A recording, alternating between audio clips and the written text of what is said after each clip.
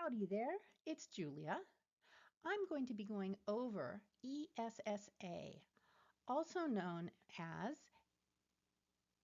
Every Student Succeeds Act. I had to think about it for a second. That is the reauthorization, the current reauthorization of the Elementary and Secondary Education Act, which was first passed in 1965 under President Johnson's War on Poverty. There's been a number of key reauthorizations of this act throughout time, and I'm going to focus very quickly on just a few of them and how they relate to the support or lack of support for bilingual education.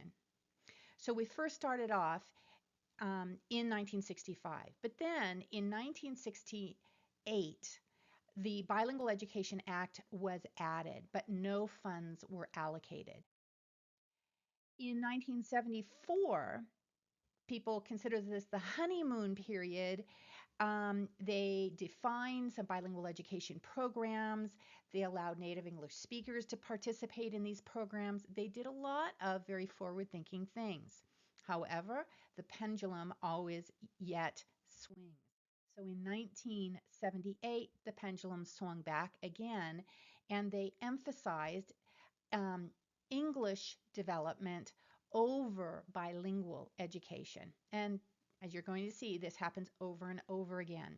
So the 1960s and early 70s were a time where there was a lot of support of civil rights, but then moved back again.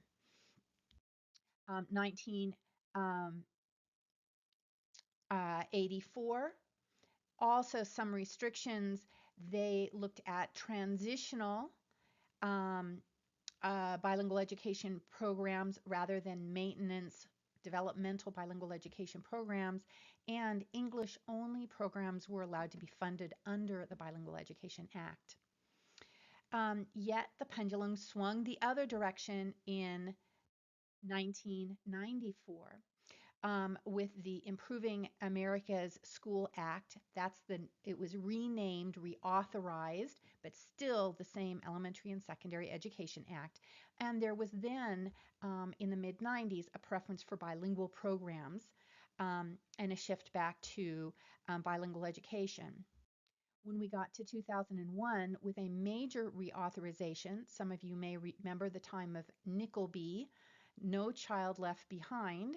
Um, at this point, there was a major shift that has not yet really, um, changed direction. At that point, the Bilingual Education Act was renamed to emphasize English language development, and virtually all reference to bilingual education was removed from the Elementary and Secondary Education Act under the No Child Left Behind reauthorization. In 2015, the Every Student Succeeds Act, ESSA, which is the current one, had some small tweaks to it, but did not make any major changes with regard to the education of English learners. I'm just going to go through a little bit more in depth about some of those changes in 2001 because they were quite significant and continue to um, affect what's going on today.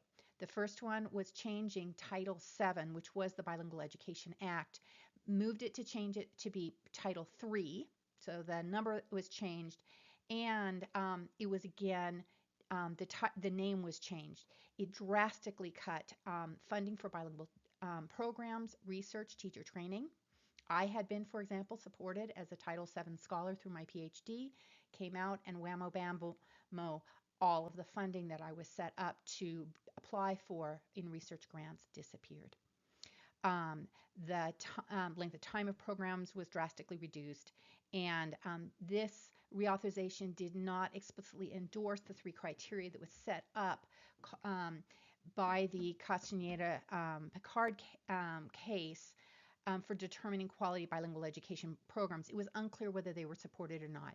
That has been changed in the current reauthorization, that the Castaneda remedies have been, not remedies, but standards have been reinforced, but it was not clear for a time. Another change was the Office for Bilingual Education and Minority Language Affairs was changed to the Office of English Language Acquisition, which shows you that emphasis. And then, as I mentioned before, the emphasis turned completely to English language acquisition. There was virtually no mention of bilingual education except for under what was the new Title VII um, that referenced bilingual Native American, Native Alaskan education for bilingual, bicultural education projects for that population only. So that was a major change in the turn of the century that has influenced what has happened in many states. In 2015, that is the current iteration of the Elementary and Secondary Education Act. The emphasis on English language acquisition has continued, but the Castaneda criteria, as the result of that lawsuit, has been reiterated in this reauthorization. I will speak in a later video about what that lawsuit was. And also the requirements for language proficiency assessment requirements were expanded. And that had some implications for students with complex support needs that I also will address in a later video.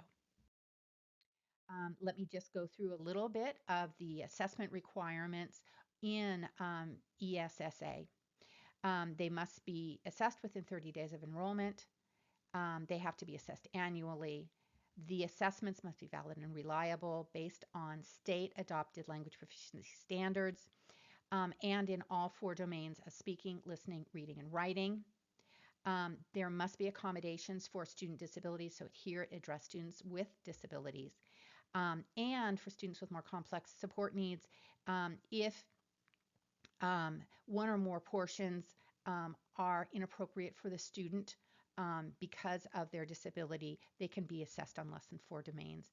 Additionally, just like in other large-scale assessments, ESSA clarified that there must be alternate language proficiency assessments for students with complex support needs.